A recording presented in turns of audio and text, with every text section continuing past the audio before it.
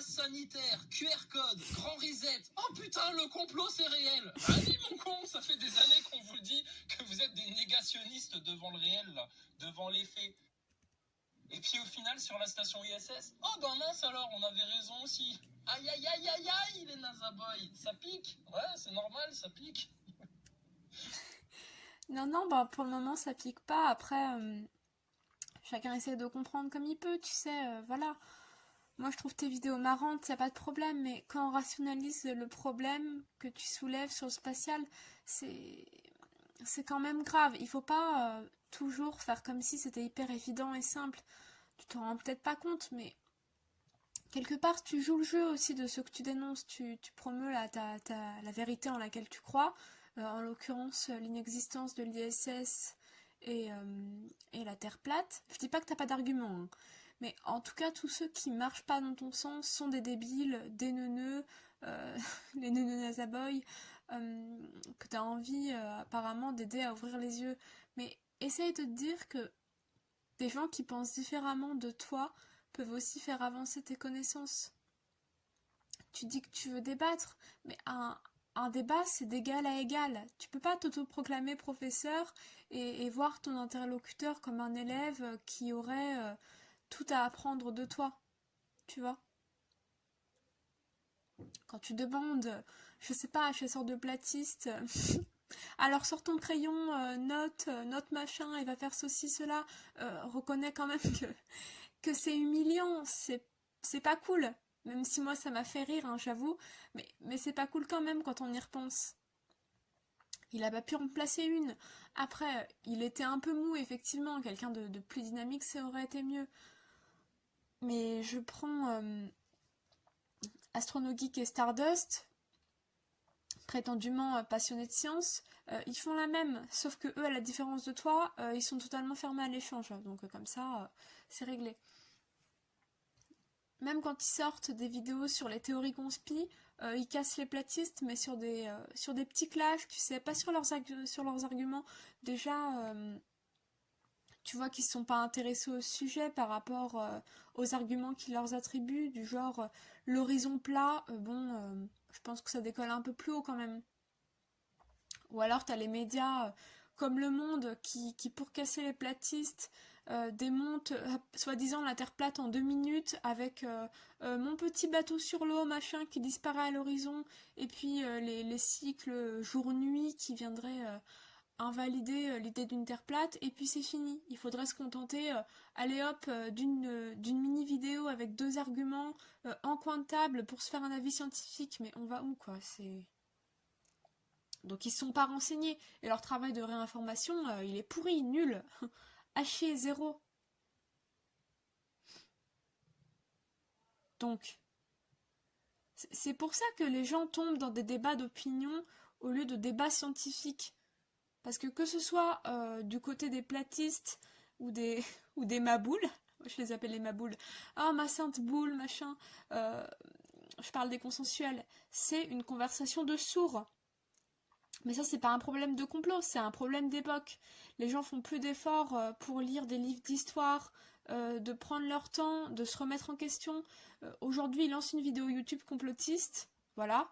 Ou alors ce sera que les médias tous les jours, et ça leur forge apparemment une fausse vérité qui serait totalement déconnectée de la science et figée, quoi. Figée, c'est ça le pire. Et ça, c'est toute position confondue, hein. Il y a plein de il y a plein de complotistes, ils parlent de franc-maçonnerie, voilà, bravo, ils connaissent le nom, c'est bien. Ils ont l'impression de tenir la vérité cachée et ça les excite. Par contre, ils sont dans l'incapacité totale de le conceptualiser historiquement, de donner précisément des noms, des dates, le fonctionnement précis des loges, les grades, les rituels, etc. Parce que c'est du boulot de chercher pour de vrai, tu vois. La plupart des complotistes, si tu veux, ils ont juste regardé quelque chose et ils se sont fait à l'idée que c'était la vérité. Bon, par chance, ils sont dans la vérité, mais ils n'ont pas de mérite, en fait, puisqu'ils n'ont pas travaillé pour ça. De la même façon que des gens qui se moquent des platistes, tu leur demandes de prouver que la Terre est ronde, il y a un silence en face.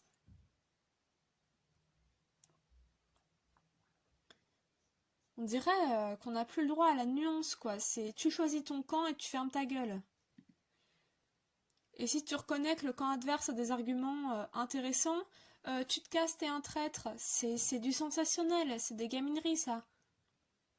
Il faudrait surtout pas risquer d'être modeste, de dire j'ai des arguments qui se tiennent sur la Terre ronde, d'autres sur la Terre plate, mais j'avoue qu'avec les éléments que j'ai, je suis pas capable d'affirmer à 100% que la Terre est ronde ou plate, donc je débat.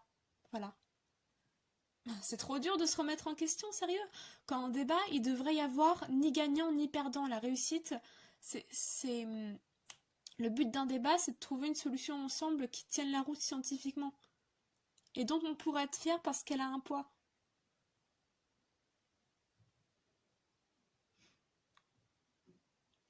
Il faut chercher la vérité et pas avoir raison sur l'autre parce qu'on est aveuglé par son propre orgueil. On peut tout à fait valider la Terre ronde et l'ISS sans pour autant être fanatique de la NASA. Je crois que c'est le cas de la plupart des gens. Enfin, de moins en moins, mais bon.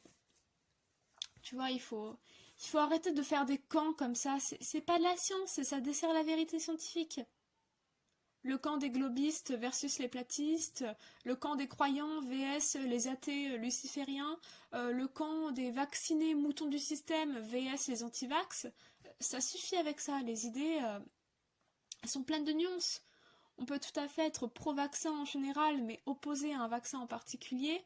On peut ne pas être un croyant convaincu comme moi, mais s'intéresser au spirituel parce qu'on a vécu des événements qu'on n'explique pas ou par ouverture d'esprit. Aujourd'hui, la plupart des gens font pas de science, mais un débat d'opinion sans queue ni tête. C'est un concours de qui a la plus grande gueule, mais pas de celui qui propose la solution la plus rigoureuse et précise. Tu vois ce que je veux dire? Et ce sont des sujets, tout ça, qui ne sont pas évidents du tout. Il faut arrêter de prendre de haut les gens parce qu'ils ont peu ou pas de connaissances en sciences. Ou en histoire d'ailleurs. Hein. C'est sûr, si on leur permet pas de poser leurs questions, aussi naïves soient-elles, sans leur ironer à la moindre contradiction avec le consensus, ils progresseront pas dans leur domaine. Tu vois? Enfin, voilà, l'introduction était un peu longue, je crois que j'ai beaucoup parlé, mais j'aurais surtout voulu te répondre en fait sur ce que tu m'as envoyé. Alors, on en était où? Ça, c'est notre échange. Toujours très cordial.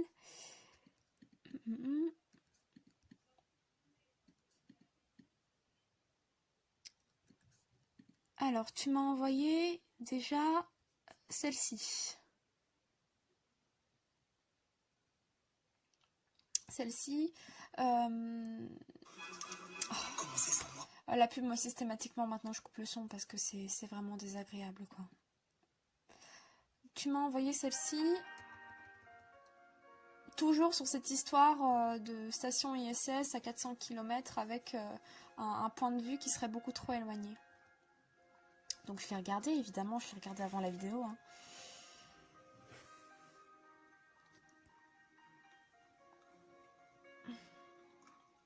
Bon, moi, comme ça, j'aurais pensé au fisheye, mais... Je suis assez d'accord, le premier plan est très net, donc c'est assez étonnant, mais ça me semble quand même pas impossible que ce soit un fisheye.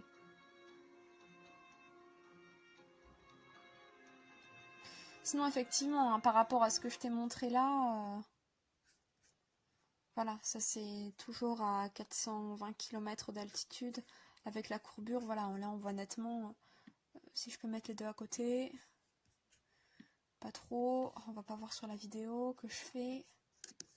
De toute façon, je pense qu'on s'en rend compte, hein. Là, la courbure, là, est nettement plus prononcée que là. Ok. Alors, par contre, tu m'as envoyé cette vidéo-là. Et moi, ce que je peux te répondre, c'est que certes, sur celle-ci, à moins d'un effet fisheye, je pense pas pouvoir l'expliquer, mais peut-être que quelqu'un d'autre peut le faire. Hein. Après, tu sais, ça dépend. Je sais pas, moi je m'y connais pas assez, tu vois. Donc là-dessus, je vais pas m'exprimer, mais je suppose que ça peut être dû peut-être à, à un certain matériel de caméra qui est utilisé. Après, il faudrait se renseigner. J'ai regardé un petit peu. Donc ça, c'était Randy Bresnik. J'ai cherché un petit peu le matériel qui était utilisé. J'ai pas trouvé de documents ou quoi que ce soit dessus. Donc c'est difficile à dire. C'est le genre de sujet hein, dont on parle peu ou pas. Voilà. Donc ça, ok. Moi, ce que je voulais te montrer aussi, c'est que tu m'as montré un plan de vue assez étrange. Cela dit, quand je vais dans la banque de toutes les images là, de la NASA, donc officielles, si je tape Earth View from ISS par exemple, là tu vois quand même que la plupart des images qu'on voit, que ce soit celle-là, là, là, là, à peu près, à part celle-là, mais bon celle-là il y a clairement un effet fisheye. Là tout ce que tu vois là, regarde ça, ça, bon je vais faire avec mon doigt plutôt, ça, tout ça c'est le même plan, regarde. Tout ça ce sont des plans similaires. Là, là, là. Partout, hein, je vais pas te montrer, t'es pas aveugle. Tu vois que ce sont les mêmes plans, et ce sont des plans qui correspondent à ça. Ce sont des plans qui correspondent à Google Earth. Voilà. Donc celle-là, j'ai quand même l'impression que c'est une exception. Donc je pense que ça doit être dû à un matériel particulier. Ou bien qu'il y a un fisheye. Tu vois, le fisheye, ils le font vraiment rarement. Hein. Là, dans tout ce qu'on voit, à part celle que je t'ai montrée tout en haut,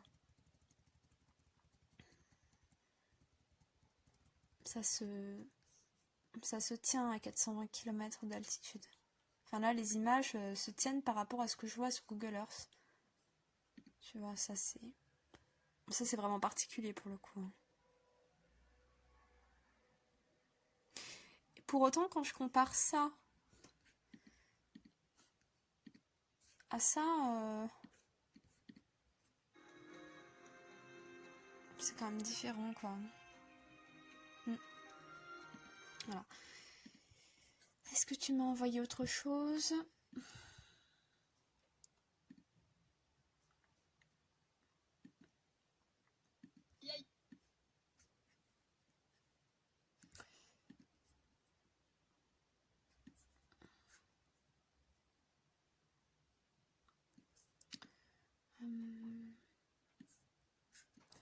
C'est plus bas.